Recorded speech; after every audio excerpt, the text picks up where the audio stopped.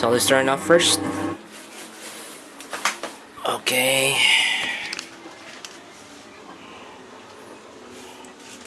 Alright.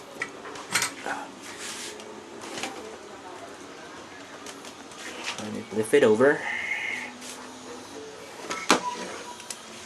Alright. So that's the back of the TV. Here's the model of the TV.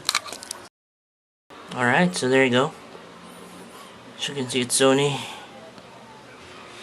I don't think the model number is there. Well, let me show you the cover. Here's the cover. I'll just show it to you.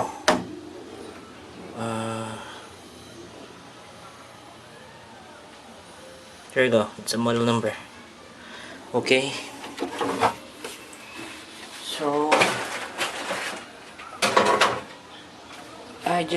I was actually searching for a diagram on Google, YouTube, but unfortunately Sony didn't release any. So I found one video which I can show you.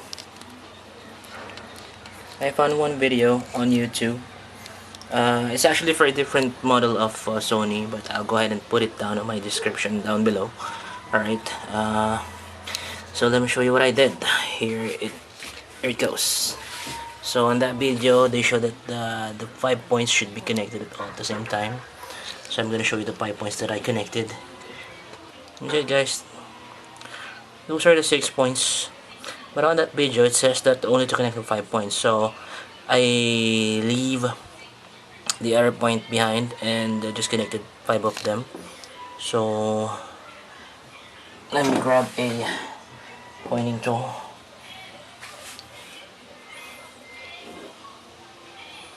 So there we go. So 1, 2, 3, 4, 5. This one I did not connect this one.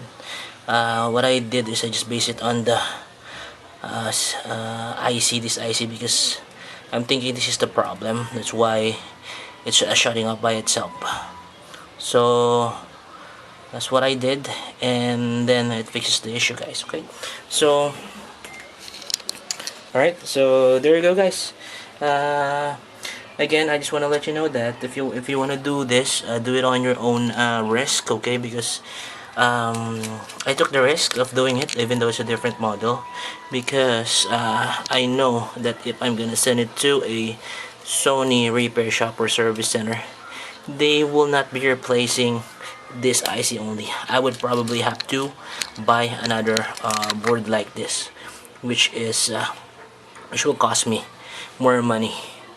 Alright, so thank you so much for watching, guys. If this was helpful for you, please click on subscribe, share this video, and put comment if you have any questions or suggestions. Okay, thank you so much for watching.